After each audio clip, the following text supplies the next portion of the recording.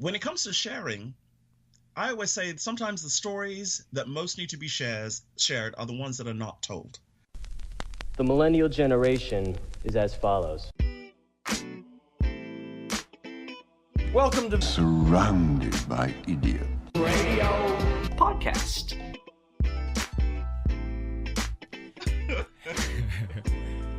Helping you to get 1% better every single day. That's it. That's all I'm asking for is 1% better. This is the Surrounded by Idiots Radio Podcast. Hey, everybody. It's Tony Dufresne, PhD, back with you. Really good to be back with you. And very excited this week because I have a very special guest. She's actually my own personal speaking and storytelling coach, Jen, the storytelling queen, as all of her clients like to say. Hey, Jen, I'm just gonna say hey, and let's chat for a couple seconds before I get into the three little stories. So, how are you today? How are you this morning? I'm doing fabulously. How are you? I'm doing great, and there's not going to be any video this week because totally my fault. Actually, I tried to get I told Jen, and she said, "Oh my God, we're doing video," and so she went in, she got all ready and got everything set up and all that, and then she sat down and we're ready to go, and then my program is not working, so I apologize for that. Such a terrible. I made you go through all that stuff, and then look what happens. So we're going to talk to Jen about storytelling today and how powerful, amazingly powerful, and really the only way you're going to be able to communicate anything effectively if you want to be a mover, if you want to be somebody that makes a difference in the world, you have to learn how to storytell in every aspect of life. So before that, let's get to the 3 feel-good stories of the week. The first one is about a high school senior. She was a homecoming queen, and then she put on a uniform and a helmet, and then she won the football game. So a high school senior in Ocean Springs, Mississippi, was crowned homecoming queen on Friday night, and then 3 hours later, she kicked the game-winning point in overtime for the school's football team. She ended up kicking 2 field goals in a game that ended regulation time in 6-6, and then in overtime, she kicked the game-winning extra point as Ocean Springs beat the Rebels 13-12. The second good feel story of the week is the Walmart employee gets on the floor to support a woman's back after she passes out. So there was a lady that was with her husband, and she was shopping in Walmart, and then she had a blood sugar or diabetes issue, and then she just passed out. There was a registered nurse that came over to her and was trying to help her out and such, but she was asking for help, and then all of a sudden, Jason, a Walmart employee, came running around the corner. He got down on the floor with the woman and supported her back so she could lean up against him, the nurse that was there with him. She said, the media shows our country divided and filled with hate and racial tension. But this right here was one human being loving and serving another without condition of race or obligation. Third story of the week is siblings lift overturned SUV and save family with a newborn trapped inside. So Aaron Allen and his sister, Jaleesa Jones, saw a car go into the water and flip over. There was a mom and a dad and an 11-day-old baby inside. And they said, I saw the water was seeping into the car where it was turned upside down, Aaron told the news, Fox News in Tampa. We tried to break the windows, but that didn't work. So the only thing I could think of was to flip the car over.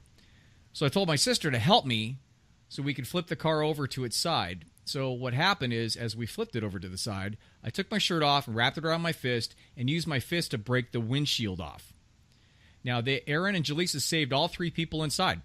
And they're all doing fine, including the newborn. And interestingly enough, Aaron, when he did that, when he wrapped the shirt around his wrist and punched it through it, he actually busted his hand up and he tore tendons in doing it. But he said afterwards it was totally worth it because he saved an entire family. How kick-ass is that? Those are 3 stories we should be hearing on the news, but we do not. So I wanted to share those with you. Okay, now back to the storytelling and the public speaking. And with Jen, my friend, and my own personal coach, the whole fact in terms of storytelling and communication, I started out, and I was in radio a long time ago. I was in radio in L.A., and then I was a voiceover talent. I was in Hollywood, and I got a chance to do voiceover training, and I was doing commercials, and I did some industry stuff, like, training manuals and all that kind of crap. And when I first got into this, when I first started doing my own thing, I thought, well, I already have the training. I could just start, and I could just start talking. I could do my podcast. I can start talking to people. But what I found was it wasn't working.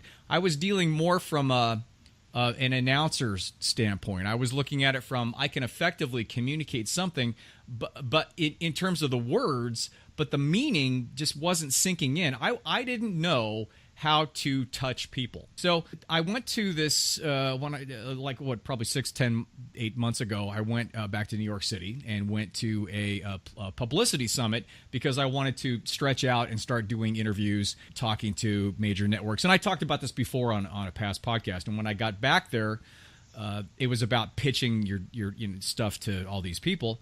And Jen was there, and she was she was helping out one of her clients, and she was at the conference. And we started chatting back and forth, and immediately, because we're both dry-witted smartasses, I think we connected quickly. in a room full of very serious people, and I was looking around going, I don't know, I just don't take it this seriously. But and so we had a little thing to laugh about there. And then as we started talking about the storytelling part, and two things happened. The first thing is, we connected, and I started to see it, and I started to see the benefits of that. The second thing is, I started to recollect back and think, you know what? Every single person that's successful that understands how to communicate, that's in that type of realm or that business, even the Russell Brunsons, the entrepreneurs, the Russell Brunsons, the Gary Vaynerchuks, and all the top CEOs, they all talk about storytelling. They all talk about it as the most effective, really the only way to effectively communicate. And then so when I talked with Jen, then she said, "Hey, I happen to be a coach," and I'm like, "Hey, let's do this." I think because that was one thing I finally realized that I needed. I needed to make that next step. I kept hitting my head up against a wall, understanding I don't have the tools. I didn't have the tools. I still don't have the tools, but I'm working on it. So I've been working with Jen. How long have we been working together, Jen? For about 2 months now, give or take? Yeah, it's about almost 3 months now. 3 months now. Okay. Wow. Time flies. See? So so that leads me into Jen's background. Jen, can you tell us a little bit about how you got to this point and what you've worked on to get to where you are this master storyteller and public speaking coach? Well, my official government name is actually Jennifer Samuel Chance, but I go by Jen, the storytelling queen, because my clients just insist on calling me that, so I'll take it. Yeah, rightfully so, I'm by the way. Thank you. I'm originally from London, England, and grew up there most of my younger formative years, and my parents were from the Caribbean, and I blame this totally on them. I come from a long line of storytellers. I grew up my entire childhood hearing vivid stories from my parents on their childhood, and that's the way I thought people communicated. Fast forward to 1980, my family and we decided to move to the US, and we moved to Florida. And I started my business career, so to speak, which meant I went to college, graduated, worked for a Fortune 500 company, eventually got promoted and was a manager with them, and on the surface everything looked fine, right? No, I was not happy. It just didn't suit me. Mm-hmm. So after about 10 years with them, I burnt out and literally left for another position. That didn't work out and was kind of like swimming around in the fog. Short version of the story, because this could easily go on for another 15 minutes. I came upon the world of speaking and storytelling. And within one fell swoop, I started to do some workshops around the Tampa Bay area, which is where I live, and also, too, performing as a professional storyteller. And that's because the person that saw that in me saw the initial talent that I think I inherited from my parents. And I used to perform as Miss Jen Jen, the storyteller. How you doing, darling? This is Miss Jen Jen. And I would perform around Tampa, Georgia. I did some stuff in Vegas. And it was a lot of fun. So I was speaking and storytelling. Fast forward to 2005, and I got a phone call out of the blue from a person that saw me perform as a storyteller 3 years before. And she had a speech she was going to give. She had some stories that she wanted to put in that came from the exploits from her son. Oh. And she wanted me to she says, can you just teach me how to tell these correctly? Mm-hmm. So I started coaching and coached her, and it was like my whole world opened up. And from 2005, that's essentially what I've been doing, teaching people, most of which people are not storytellers. They're not speakers. They are business people, executives, anybody that has to be in public. And I just teach them the essence of how to use stories to connect to audiences, which then translates to radio, translates to webinars, translates to marketing and leadership and sales and just about anything you could possibly imagine. You know, I think so. That's how I got started. I think that, which is a fascinating story. I think that's one of those things where you don't understand until you hear it, and then you don't, right? Because it's one thing where you really can't pinpoint it. But if you listen to two people, if two people get up on stage, and one kind of sits there and throws out the facts and figures and maybe some techno babble, and just doesn't connect with you emotionally on a story level, doesn't formulate, and then you have another person up there who can craft that. Right. You're like, whoa. And sometimes I would assume that if people coming out that don't know, and people coming out of the room, if you kind of interviewed them, they would say, I don't know, that guy was amazing. And they would say, well, why? And they'd go, I don't know, he was just captivating. And right. The thing is that and I'm speaking just for me, because with my background, my professional and my training background and stuff, I just didn't get it. I didn't get that extra layer. I didn't get that extra level that you need to go to. That's an entirely different craft. Right? It really is. Yes, because totally. because I've been working with you for 3 months now. It's like, oh my God, it's like beginner's mind stuff. I'm starting from like scratch, and the worst part about it is for me, and maybe people have dealt with this before. I came in thinking, I got this. I'm already way ahead. I'm already way ahead of the game. I already got, I've had years in radio, and I've had, no. In fact, it makes it worse, doesn't it? Because I go in with these preconceived notions that I know what I'm doing. I don't know shit. Right? So you're like, but you're so patient, and you're so great about walking me through these things. So can you give us the basics of, because I think it's so important just for somebody to know the basics of storytelling, in using it in your relationships, using it in your everyday conversations, using it in trying to get out your own message in any aspect of life. Can you kind of go through some basics of storytelling? So the basics is this: be yourself, which is what many people are afraid to do. They're afraid they'll be perceived a certain way. They may not measure up.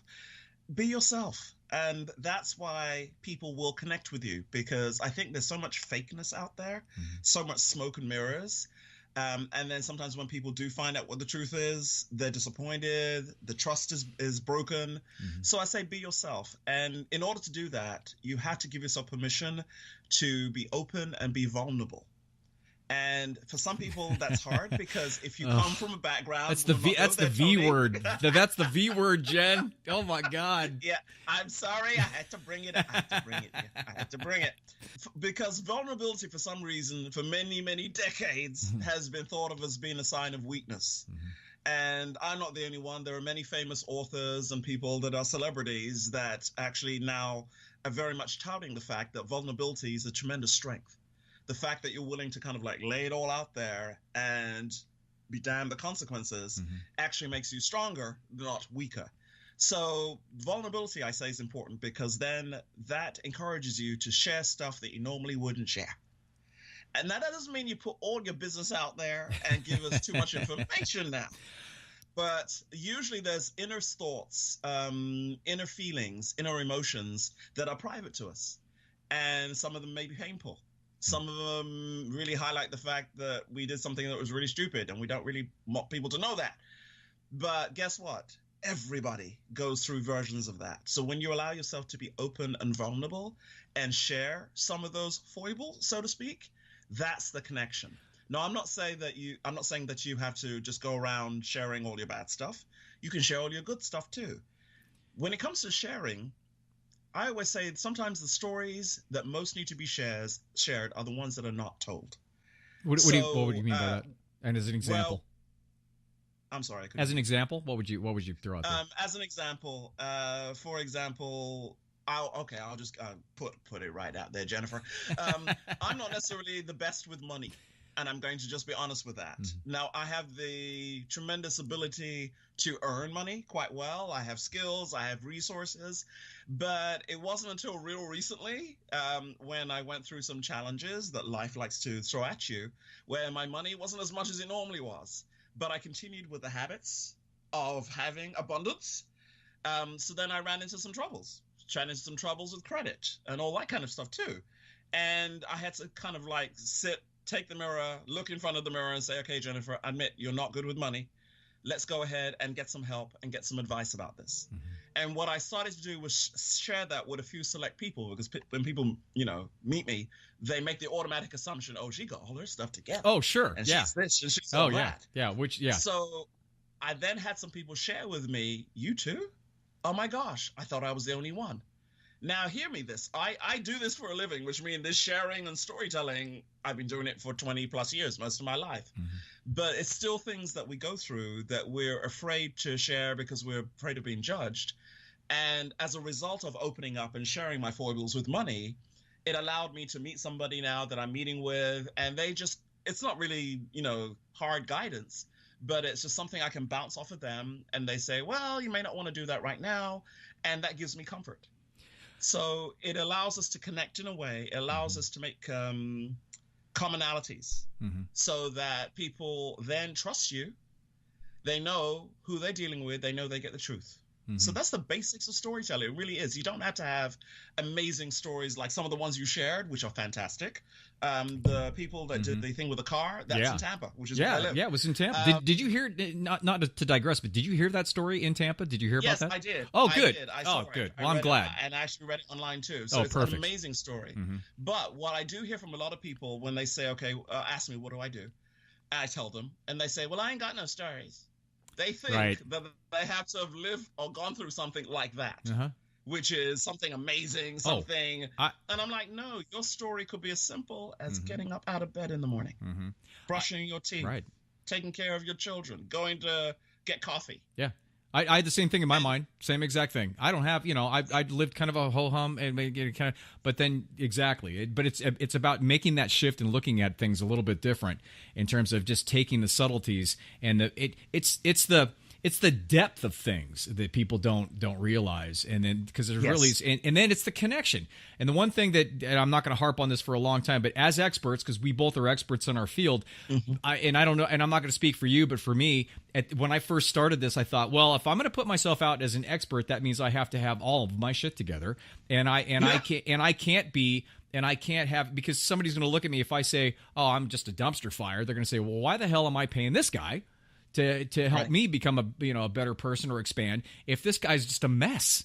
So that's a fine line that experts or people that if that are in a position of expertise, or I don't know, not a higher position, but you know what I mean, that's something you wrestle with in terms of, if I am vulnerable about this, am I going to lose their respect? But I have to say, for the record, 9 times out of 10 that I found after I've started being more vulnerable and I started being more open and honest about my own journey, that it really resonates, and there's a better connection. And I think that's the shift that we all need to make. Now, that being said, how do you have like one tip somebody can just take and just to kind of immediately have in their mind when they start to talk to somebody, or they want to tell a story that they have from their past, that they can get better at it? They can do it a little bit better. The main thing is, and let's just take it where you're essentially storytelling in a conversation. I'm not even going to go where you're on stage or anything like that. First, listen to the other person first. Don't be, because sometimes you've got those stories you're just itching to tell, and because it's your favorite story and you can't wait. Talk to the person and hear what they're about first. Because sometimes you can get a lot of clues by listening and watching others. Then if you're telling the story, be very careful about, if it's a story where the ending was good, sometimes it's not always a good thing where you are the hero, because then it sounds like you're bragging and boasting. So that's why I say, if it is a good ending, then you go into the story and pick the vulnerabilities where you might have messed up before, there was a problem or conflict or whatever, and then it ended up good. Then that's something to pay attention to. It's really hard to start off with storytelling and think, okay, right off the bat, I'm going to be able to tell the right story the right way. It does take time. Yeah. It takes practice. Yeah, it and does. you have to discern and pick out the pertinent bits of the story. I always, an exercise I take some of my clients through is I say, okay, do you have a story? They say, yes. I say, okay, how long is the story? Oh, it should take about 5-10 minutes. I say, great. Tell me the story in one. They like one what? I like 1 minute. What do you mean 1 minute? 1 minute, which means get to the nitty gritty, the essence of the story in 1 minute. And that forces a person's brain to get to the emotion, to get to the point quickly. Wow. We take that 1 minute story, even though I didn't do it with you. We didn't need to with you. But then we go from the 1 minute story, and then if we're going to put it in a sales pitch, or if we're going to put it for a speech, then we can flesh it out with character, making sure the characters are right. Then we can really talk about the details as far as the conflict, whatever the problem is, whatever the solution, and then we can build from there. Mm-hmm. So be brief. Be perfect. That's it. So what advice would you give to people about there. storytelling? Well, be brief. That's it. Done. Mic drop. You're off the stage. That's it. Be brief. Which is actually great. It's so simple yet so complicated. So how could somebody get a hold of you if they want to take their storytelling or take their communication effectiveness to a next level? Probably the easiest way to get hold of me is to email me. So that would be jen@missjenjen.com. jen@msjenjen.com. Because I travel and I'm out and about, so any other way will probably be a little bit difficult. But if you just shoot me an email and say that you heard me on Tony's show, then I'll know for sure exactly, how wonderful his show is and people are listening. And then also, too, that you have some interest. And then all we'll do is have a conversation. Tony will tell you I'm not one of these people that's trying to sell you anything. No. My goal is to find out where you're at, exactly what you want to do with your storytelling, because again, it is more than just a speech. It could be for sales, it could be for branding, it could be for marketing, it could be for networking. There's a whole other slew of applications that you can use the basics of storytelling for, and we'll have a conversation, and then we'll just take it from there. Awesome. And then the name of the company is Your Endless Possibilities. Yes. And then in terms of just the website, it would be missjenjen.com, and that's msjenjen.com. Awesome. Jen, thank you so much. If you want to listen to this, you want anything else in terms of any other podcasts or videos or anything, javabud.com, JAVABUD. All my stuff is there. You already know that. I'm on Instagram, Facebook, Twitter, Snapchat, and all that other stuff, as well as you can find the book. You can find the book on Amazon. Again, thanks, Jen. I really appreciate it, and looking forward to our session today. And for everybody else, I will talk to you next week. Thanks. Bye.